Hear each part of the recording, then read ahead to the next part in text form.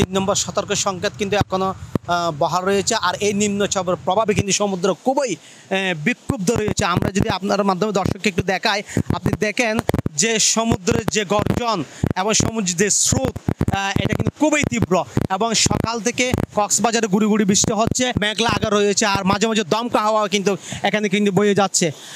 তবে স্থানীয় যে আবহাওয়া অফিস আছে তারা কিন্তু জানিয়েছেন যে এই নিম্নচাপটি আগামীকাল অনেকটা দুর্বল হয়ে যেতে পারে, তবে বৃষ্টিপাত কিন্তু থাকবে। সেই সাথে কক্সবাজারের যে উপকূলীয় এলাকাগুলো আছে যেমন মহেশখালী, কুতুবদিয়া, টেকনাফ, সেন্ট মার্টিন থেকে শুরু করে ওই এলাকাগুলো কিন্তু অনেকটাই জোয়ারের পানি 3 থেকে 4 ফুট কিন্তু বৃদ্ধি পেয়ে কিন্তু বিভিন্ন এলাকায় প্লাবিত হয়েছে। ইতিমধ্যে আমরা খবর নিয়েছি কক্সবাজারের এই উপকূলীয় এলাকাগুলো বিভিন্ন, যেমন কক্সবাজারের শহরের সমিতিপাড়া, কুতুবদিয়াপাড়া, গুদারপাড়া, এসমপাড়া সহ চান্দেরপাড়া সহ বিভিন্ন এলাকায় জোয়ারের পানি ঢুকে কিন্তু প্লাবিত হয়েছে এবং সেখানের মানুষ কিন্তু চলাফেরার চরম দুর্ভোগ পড়েছে। অনেকে কিন্তু পানিবন্দী হয়ে ঘর থেকে কিন্তু বের হতে পারছে না।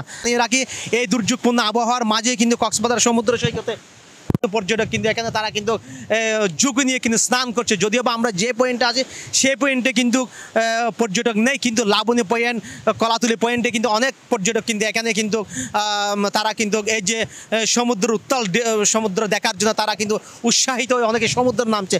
যদিও বা জেলা প্রশাসনের পক্ষ থেকে তাদেরকে নিষেধ করা হচ্ছে, তারপরে সেই নিষেধ অপেক্ষা করে তারা কিন্তু সমুদ্র সৈকতে নামছে।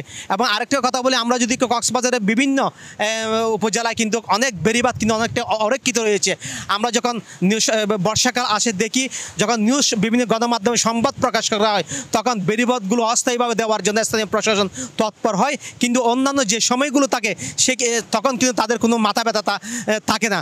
যার কারণে যখন জলোচ্ছ্বাস দেখা যায়, যখন সতর্ক সংকেত দেয়, যখন জোয়ারের পানি বৃদ্ধি পায় তখন বিভিন্ন এলাকায় কিন্তু এভাবে কিন্তু প্লাবিত হয়। তো সুতরাং যে এখানকার যারা উপকূলীয় যারা মানুষ রয়েছে তাদের দাবি এখানে অস্থায়ী বেড়িবাঁধ না, স্থায়ীভাবে বেড়িবাঁধ দেওয়ার জন্য। আরেকটা বিষয় জানে রাখি, কক্সবাজারের যে 120 কিলোমিটার মেরিন ড্রাইভ রয়েছে সেই মেরিন ড্রাইভে কিন্তু অনেকটা কিন্তু বিভিন্ন স্থানে কিন্তু ভেঙে তছনছ এবং লন্ডভন্ড হয়েছে। যদিও বা এখন বাটা কিন্তু জোয়ারের সময় অনেক উঁচু ঢেউ কিন্তু আরও কিন্তু অব্যাহত ছিল।